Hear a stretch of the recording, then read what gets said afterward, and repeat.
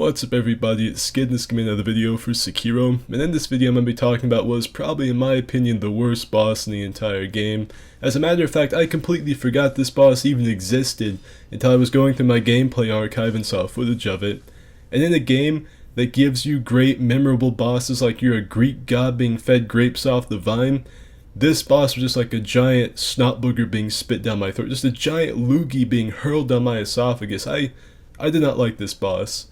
So this is from my first playthrough, and let me tell you, I've never smelt a shit that didn't stink, and this room right here was assaulting my olfactories. I knew something was up as soon as I walked in. This room had a particular stank about it. I knew there was a boss in here. So I see these two weeaboos discussing their favorite manga over there, when Hacksaw Jim Duggan fucking comes out of the woodwork and clotheslines their asses. A giant semen wall appears on the gate so I can't leave, and I take these guys' lunch money and run away. Now I'm looking at this fucking bull here, and I'm thinking this thing's gonna absolutely mudhole stomp my ass. This thing's gonna fucking pack my luggage for me.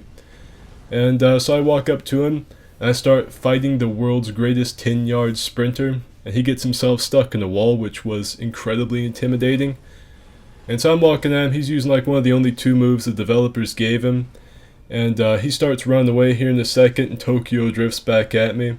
And you're gonna see quite a bit of that in this fucking boss fight, 'cause it's like the one thing he does consistently. And so I'm following him around, hitting him with my weeaboo's answer to Excalibur. And I'm just going ham on him here. He just keeps on running himself into his favorite corner, putting himself in timeout, I guess. And so I'm chasing him here. And eventually I hit him. Oh, right here actually I put on the Dark Moon Blade buff because I thought it would do more damage. I learned that this does not do more damage, and I should have saved this shit for later. But I thought maybe this was like an anime, where the cooler the weapon is, the more damage it does. And so I just keep fighting this thing with the Dark Moon Blade on. I gave him a pretty good little loop here where he keeps doing the same move over and over. And I'm going to fast forward the footage right here, because pretty much the whole next 3 minutes of this fight almost is just this shit right here, me playing tag with this piece of shit.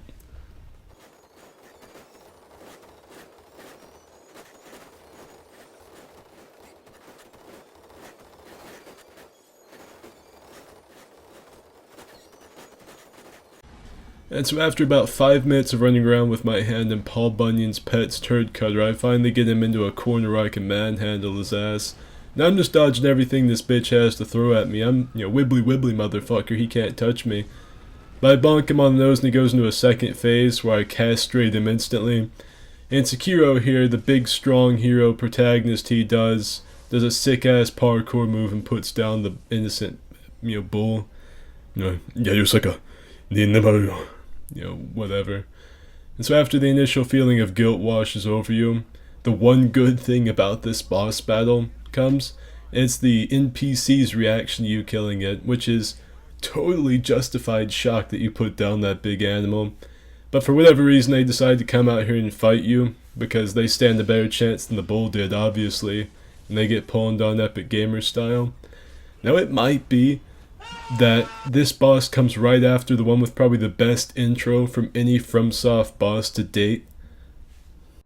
My name is Kyobu Masataka Oniwa!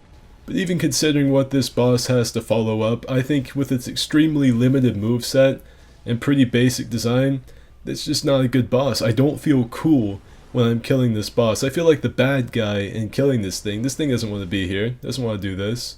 I think the only thing that really gives this boss even an iota of difficulty is the fact that it has a huge health pool and doesn't stagger very easily. Now, I'm sure there are some consumables I could have used to make this easier, but obviously I really didn't need them. And yeah, this is just probably the worst boss in the game in my opinion. So yeah, that's it for this video. See ya.